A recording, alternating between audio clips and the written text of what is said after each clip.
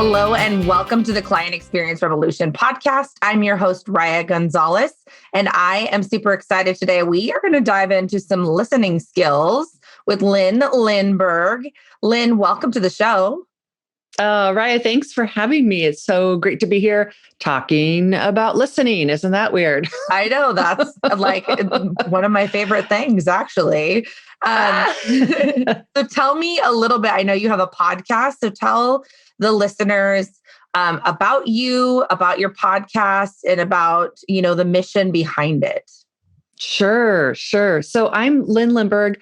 The podcast is called Listening Skills, and it teaches the basic listening skills that we think we all already know, but we know that we desperately all need to learn these and be reminded of them. And I got to tell you, I went into iTunes, and not iTunes, they call Apple Podcasts now. Search the million podcasts that are out there. And there was not, as of a couple months ago, there was not a single podcast that taught listening skills, the basic listening skills. And I thought, oh my gosh, how could this be? I mean, there's another one out there called Listening Skills, but it's like this military tactics and guns and another one on listening to, like, if you're trying to learn Mandarin or something, but no actual listening skills. Yeah. And this actually isn't my day job. How this actually came about is last summer, 2020, my son, who's in high school, had a summer contract here in Washington State. Kids can do like a summer learning contract, and then they get credit for high school for it. And he's like, well, mom's a podcaster and she's got all the gear. I think that'd be cool. I'll do a podcast. And so I started teaching him all the technical stuff and how to get it on, Apple Podcasts and Spotify and all that. And then right when we got to the part of the summer where he had to start doing his own recording, he looked at me and he's like, "This is stupid. I don't want to do this. You're like a good teenager. Why are you making me do this anyway, Mom?" I was like, oh my gosh. So I paused and I listened to him and asked him a lot of clarifying questions of what's going on. And we came to find out that he's actually kept his digital footprint really small. And he said, I'm not ready to have my voice out there in the ether yet because I still want to keep my digital footprint small. So I was like, okay. So then he looks at me and says, Mom, can you record something and I'll just use it? And so I thought, okay, what am I going to do? What am I going to do? What am I going to do? And backing up a little bit further, in 2019, this will all come full circle here. In 2019, I made a New Year's resolution. I'm one of those weirdos that I like the New Year's resolution thing. I know so many people don't, but I made this New Year's resolution that in 2020, before I had any idea what 2020 would be, I would spend a significant amount of time doing what I call listening to the other. So I listened to all kinds of people. Pretty much anytime something came across my news feed where I thought they were crazy and they didn't agree with me and they have to be wrong, I would go in and I would read their website if they had one. I would listen to hours of their podcast if they had one. This is hard work. This is really hard work. It is. Yeah, I would sign up for their email list if they had one. So like if you got into my email account, like you'd be like, who is this woman? Red flags. Yeah. And the thing I found out through all that, well, at first I just about had a panic attack the first few months because it was just like really hard to do. But I learned the more I dove in, I realized we are all way more aligned than we think we are. We just aren't listening to each other. And so that's where I had that experience and my high school son saying, can you record something for me? And my background and degree in education and training. And I thought, you know what? Let's do this. Let's make a listening skills podcast. And so that's where it came out of, was his project. Yeah. So I did the voice and he did He did everything else you see there. Mm-hmm. So that really reminds me, totally different project, but the end result, I think the same. But I don't remember where I saw this, but I consumed it on media somewhere. But there was a guy who is gay, and he had come out and he was trolled horrifically. And he basically like friend requested, and like if he could get their phone number, like called all these people that trolled him and was just like, hey, like, I'm so-and-so, like, you put this comment on my thing. I just want to know, like, who are you? Like, tell me about yourself. Wow. Like, wow. And like, and, I understand that you think that I'm an abomination of God. Okay, cool. Like, what does that mean for you? Like, and ended up having these really meaningful conversations just by listening, just by like suspending judgment for a moment, suspending the ego for a moment. And like, that's not always going to work out, obviously, but they played a recording where by the end of it, like they became friends, you know what I mean? Like this troller or whatever. And it was just, like a young guy who just like spit something out because, whatever, and then didn't really think that there was a person on the other side of it. And then once he got to know the guy who was being trolled, he was like, oh, actually, we are very similar. You're just gay and I'm not gay. You know what I mean? Like we have these commonalities. And so it was very eye-opening, but that's, that seems like a very interesting, like, again, a commonality between what you did too, is just saying like, I may not agree with whatever it is that you're saying, but I want to understand where this is coming from. And it's interesting because one of the things right now, my dad, he doesn't listen to my podcast, so it's fine. I can talk crap about him. It's fine. My dad is a very anti-Trumper, no mask. I mean, he's very pro-mask, anti-Trump. And I'm in Seattle, so we're pretty liberal here. So I'm okay saying that I'm like liberal or whatever. I don't go into politics very much, but I'm also one of those people who I believe that you're not going, like, I believe you get more with honey than with vinegar. And so I've asked my dad, I said, he got kicked out of the post office recently for screaming at somebody for not wearing a mask. And I was like, of the people that you have verbally abused for not wearing a mask, what is the percentage that have been like, I am so glad you brought that to my attention. I'm now going to don my mask because you called me a name. And, I said, what if you just said like, I'm feeling really threatened, or I'm feeling really offended by the fact that you're not wearing a mask right now. Like that could be confrontational, but that would be less confrontational. And just say like, I'm actually really sick and I have a heart condition. Like, would you consider please wearing a mask? You know what I mean? Like, and if they said no, then just say that really, really offends me because I feel like you're putting my life at risk. That's a conversation with productive, constructive criticism.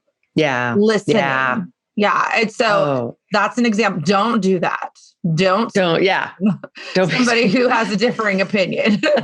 Thank you for screaming at me. Yes, I'm happy to comply. Ooh, I'm going to put that on right now, Unless it would only be a please don't hurt me move, Yeah, exactly. Yeah. And it is amazing. And there's a couple dynamics going on. And one of them is, as you know, just being on social media and being out there. Every influencer out there, every media channel, everyone is vying for eyeballs, vying for the ears, vying for your time. And the way you really get people's attention is through outrage. And so, or by saying, here's the secret, or here's the thing nobody else knows, but I know, and all of that just divides and makes us feel like it's this huge divide. And that really fuels the flames of all of this. And one thing I really learned when I was listening, because I did this through the presidential election too, Ooh, so I listened to the girl, you are stronger than I am. Was it was not easy. Was each side, Republican and Democrat, would say what the other side, the horrible things the other side was going to do to the country if they won or if they lost. And they were both wrong. And I was like, oh my gosh. So I learned that if somebody says those people, the quote enemy, those people are this, those people are that, that's not reliable information. And that going over to that side that you don't agree with and listening and hearing, what are they saying? What are they actually doing? That's where you can get a lot more reliable information, is through the listening. So it becomes this whole thing of listening as a way of empowerment and power, and listening as a way to negotiate better because you know what their side is thinking because you've taken the time to listen. And so I think sometimes people are like, well, listening is like you let people walk all over you. It's like, no, it's actually really, really powerful tool. Well, and in the context of business too, I mean, if you're having a sales call and you don't, first of all, give space for listening, then you're going blind into the objections, because people will tell you their objections as they're speaking to you. And then you're prepared for those. Or if you've listened to a lot of people who have common objections, you can address those objections before they even come up, because you've listened and you've been mindful that this is a common thing that people are afraid of or concerned about or need to have answered so that they can move forward with a decision like that. Listening skills is absolutely crucial. I think that's why we hate the car salesman, because we hate being pushed.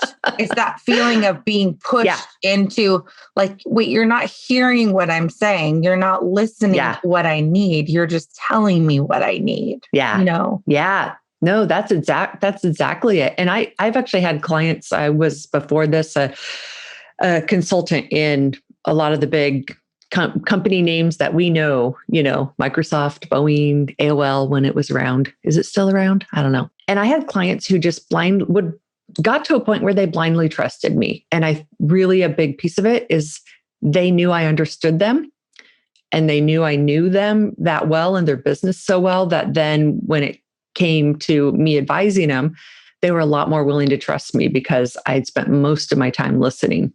So they knew that whatever I proposed would be in their court. I have that. I have a copywriter, and she and I have developed this rapport where she has listened and knows my voice so well that I'm literally like, just write it. It will be from me. It's fine. Like I don't have to make any edits. It's from me. It's fine. Like it's as if she's tapped into my brain and has my brain and can bring it forth. And I read it and I'm like, yeah, I just wrote that. Like, I mean, it's me. And it's because she listens and she distills that information and comes out on the other side with what I mean. You know what I mean? That's awesome. It is. Hang on to her. I'm holding on to her forever, and I'm not spreading her name because I don't want her to become too big. Like, stay with me. Stay with me. Where would you tell people to start? Like where, if somebody wanted to be a better listener, what's the very first step that they can do to become a better listener? I think we all already know this. And when we talk about listening skills and what can we do today to improve our listening skills, I'm going to throw it in your court. What do you think today, when you think about the general population, what's the number one thing that you think gets in the way of listening today? Shut your mouth. Like that's one thing that I would say is really, you have to be quiet for a minute. Like, yeah. And then the next one. The next one is, oh yeah, that's true. Pay attention. Put it down. The cell phone. Yeah. Yep. Get rid of distractions. We are so, and this is one where we know this. We already know this. We know we should put our phones down to be better listeners. We know we should do that. But oh my gosh, do we actually do it? Not really. Most of us, unless you're really, really focused on it, or unless you're in an important client meeting or a very important discussion, then we'll put our phones away. But just day to day, if you are in a conversation, if I'm in a conversation with you and I have my phone in front of my face and I'm texting between you and me, that tells you like, I'm really not listening, right? And I could say, yeah, I'm listening, but I'm really not listening. And sometimes like we give a little grace and that's a little acceptable, but a lot of times it's just like feels kind of cruddy to have somebody do that. But if I'm sitting across the table from you and I take that cell phone device, I put it down on the table between us, that's a whole lot better having that phone between us. But it still says that you, the talker, are only important to me as the next ding on my phone. Sends the subconscious message that I may be listening to you, but at any second, I'm going to be distracted. And if I really want to hear what you're saying, I want to encourage you to talk more and to really be vulnerable and share what's really going on in your mind. And if you're subconsciously thinking she's going to be distracted at any second, you're going to be a little more guarded and you're probably not even going to realize it, but you won't quite share as much. So if I take that cell phone, then turn the ringer off, put it completely out of sight or out of reach, now I'm showing you, hey, I'm actually listening. And that's just the 101 very first lesson. And that alone will like transform relationships, which I find ridiculous. Like, how could something so simple be so hard and so powerful? But it is.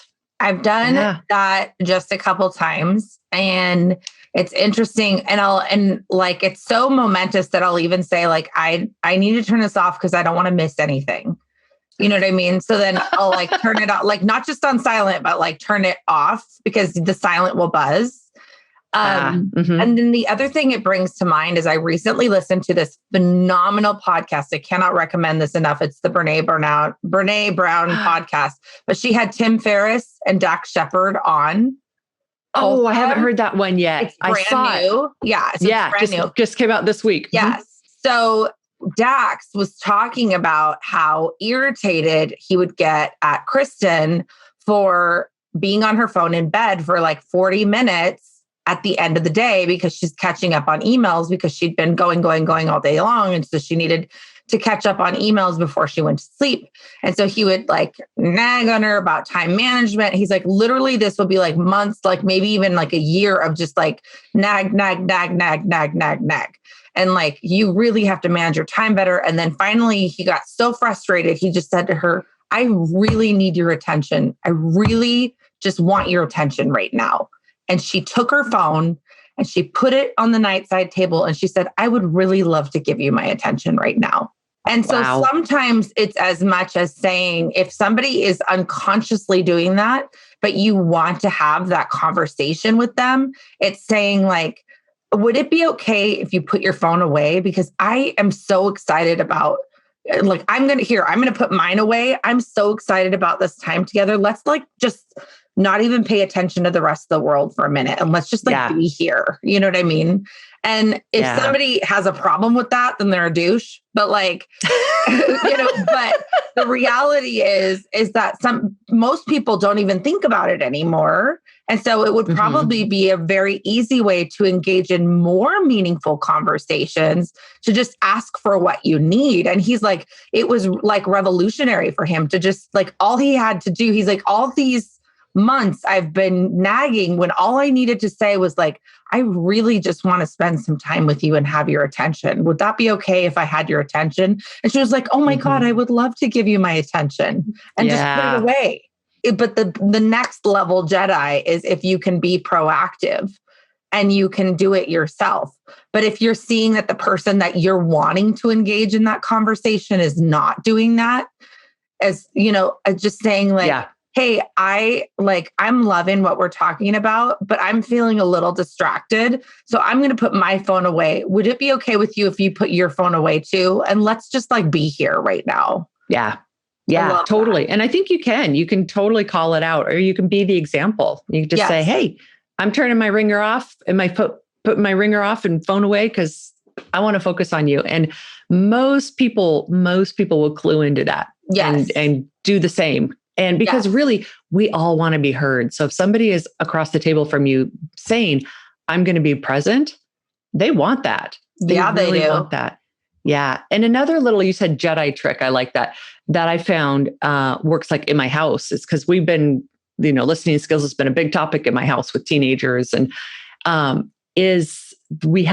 we've grown into this subconscious or unspoken like glance. So if I want to say something to my son or my husband and they're on their phone, I'll just look at them and look at their phone. And then I'll be like, oh, I'll wait till you're done. And they're like, oh. And then they put the phone away, and that's so good. That seems to work really well too. I mean, sometimes it's just something that you constantly have to practice. I still say that, 6, 10, 12 times a day in the house. Right, exactly. And you're in the listening skills household. I know, exactly.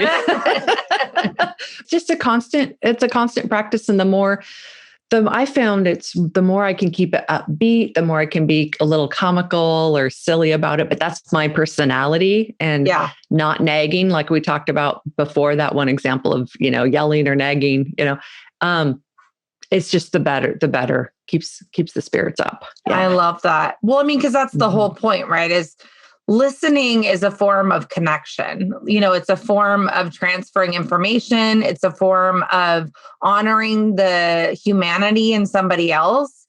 It's the form of learning. So if you're really there, it should be a positive thing. And so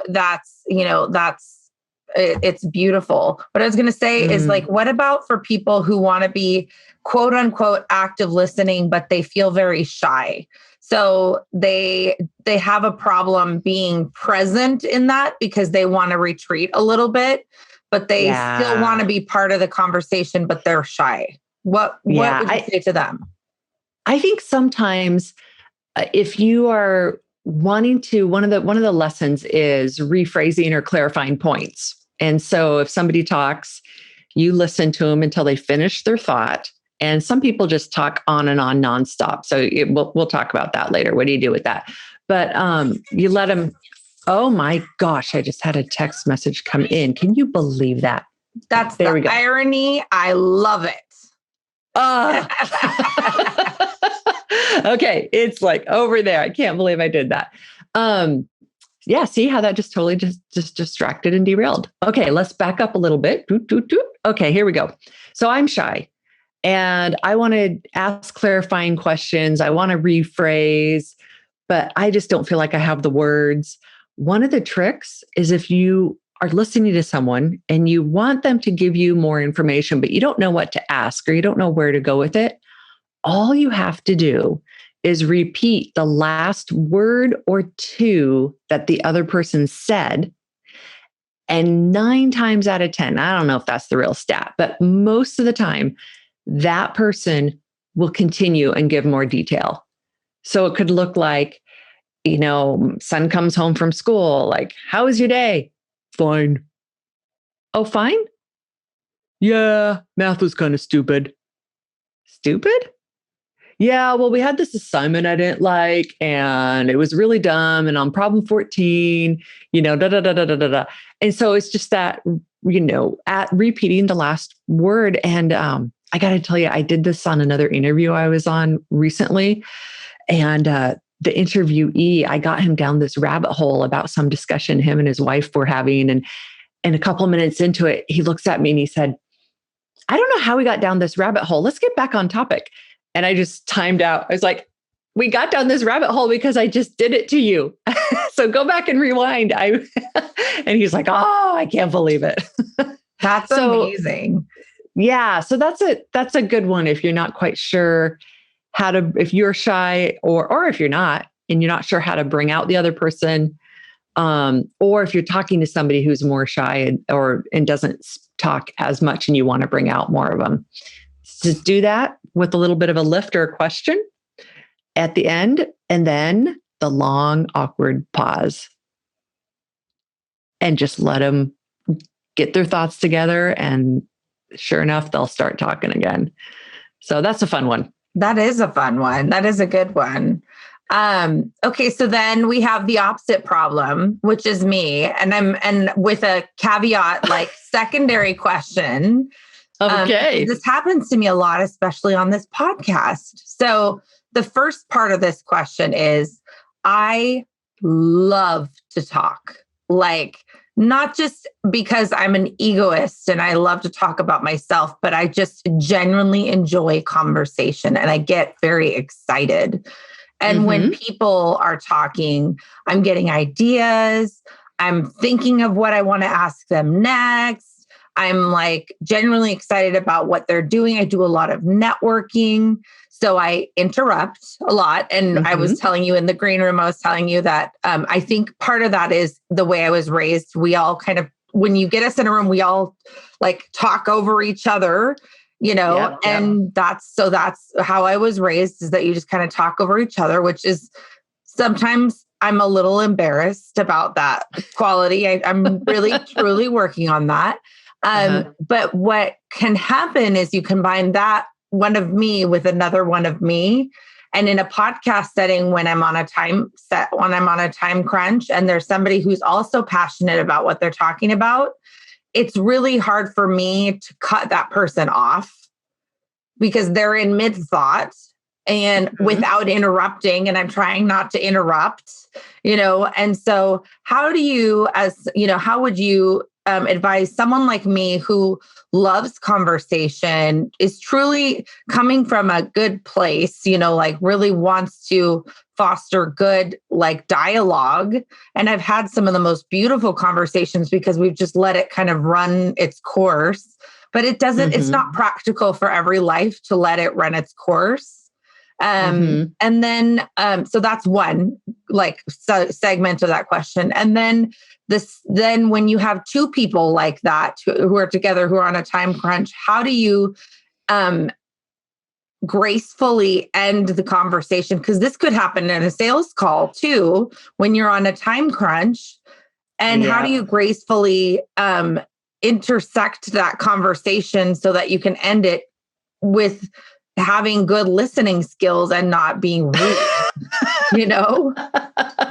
Well, it's a really great concept to think about and question, because it's essentially that speaking is kind of the yin and yang of listening, right? So we have so much corporate training out there on how to be a good presenter and a good speaker and how to, stand up tall, project your voice, say it with confidence, tons of training on that, and a culture of just on top of each other. And so it's interesting because when you mention like your family all had talked on top of each other. So to get a word in edgewise, to be seen, to be heard, you had to interject. And that's just how you were raised. I was raised the opposite. I was raised in a family. I had no idea that this was weird. This is just how I was raised. I had no idea this was unusual, but I was raised in a family where everybody actually listened to each other. So when I got into my 20s and went out into the real world, I was a really good listener, but I had no skills in that other half of the circle of how to make my voice heard. Yeah. And so I spent my 20s feeling like I wasn't heard, feeling like I couldn't speak up because I never had to interrupt. So I didn't have those skills. So it's as you and I kind of have this opposite of how do you listen? Yeah. Yeah. And so as far as listening, if you're with someone who is talking a blue streak or just blah, blah, blah, blah, and you're trying to listen, but they just won't ever stop talking in that context, I have found, and this is so bizarre, and this really isn't quite a listening skill, but it's an aside. I have found that people who talk blue streaks, a lot of times you can interrupt them mid-sentence and they won't even notice. And when I learned that, because when I hate being interrupted, because I don't usually go on and on and on. And if I'm mid-sentence in my first sentence and somebody interrupts, it's just a pet peeve of mine. It's like, I'm not even being heard. But when I learned that I can, interrupt Uncle so-and-so mid-sentence and he won't even notice, it was true. And I was like, oh my gosh, because their whole life, people who just talk and talk and talk, the only way someone can get a word in edgewise is if somebody else interrupts them. So their whole life is, this is just how it is. This is just how conversations work. And so basically pretend like I'm in my family. Yeah. Pretend. Yeah. If you have somebody who just won't stop talking, then you probably do have to at some point interrupt, because you got to think of your audience too, right? Yeah, and if you let them go on and on. Yeah, totally. And editing it shorter, that's a lot of work. So yes. Yeah. No, that's good. I love that, because I think there's different phrases and things that I could do, because I am loving what they're saying, but I think it would be okay to say something like, I'm going to stop you right there because I love what you're saying about blah, blah, blah, blah, blah. And I want to bring it back to da, da, da, da, da, da, da, da, da. You know what I mean? Like, I think if I can do it in that way, we can stop it from like going down the train and bring it back to the point so that we can stay back on track. Yeah. Yeah. And you might want to play with listening and redirecting with one or two words. That might work really well too for somebody who just goes on and on and on, because that's kind of like an interruption. And because I've listened a lot to like Tim Ferriss, Joe Rogan, that do a lot of interviews, and a lot of them, their questions are one or two words, and they're essentially just redirects. Well, what about the blue building? Oh, well, da da da da da da da. And down the stairs, da da da da da. They just kind of lead them on the conversation with just a word or two, and that'll work pretty good with people who talk blue streaks. Yeah, that's a really, really good idea. Well, Lynn, I always end the show with two questions that I love. This is my little like, ooh, I love this. Yeah. But the first question that I have, and so important into distilling down all these good tidbits of information, but if someone was to walk away from this episode with one thing that they really could take to heart and put into practice to be a better listener, what would be that one thing that you want them to do? Get rid of that cell phone. Put it in your pocket as much as you can, even if you have your spouse or your kids are now in quarantine where we're like 24/7 together for like ever. Mm-hmm. When they talk to you, put that phone down, or just get in the habit of always put that phone down, put that phone down, put that phone down, look them in the eyes. It will change your life. Yeah. Oh, that's so good. That's so good. Well, the last question is, and it doesn't have to do with listening. It can be anything that you want, but what is the greatest piece of advice or wisdom that you've been given in your life that you've just like really carried special in your heart? And I've gotten some just amazing answers to this question. So I love asking it from different walks of life and people, but what's been the greatest piece of advice that you've been given? I usually have one piece of advice that I hang on to through each phase of my life, and never just one piece for my whole life. And right now I'm hanging on to a piece of advice I got from an interview I did with a paleoanthropologist. Can you believe that? I'm like, what even is that? And I know how to spell it now too, because they were on my podcast. So Lee Berger out of South Africa. And he said to really watch out for what he calls backyard syndrome. And that's the concept of how there's discoveries to be made out in the world. You're running a business. You're trying to figure out how to make it succeed. You're raising kids. You're trying to figure out how to solve that. And sometimes the answers or the resources you need are literally not literally, figuratively right in your backyard. And so to remind yourself to pause and look around you and see the things you've been missing, seeing the things that are right there that can help you out, that you can use to make your life better. So that's what I've been hanging on to is backyard syndrome.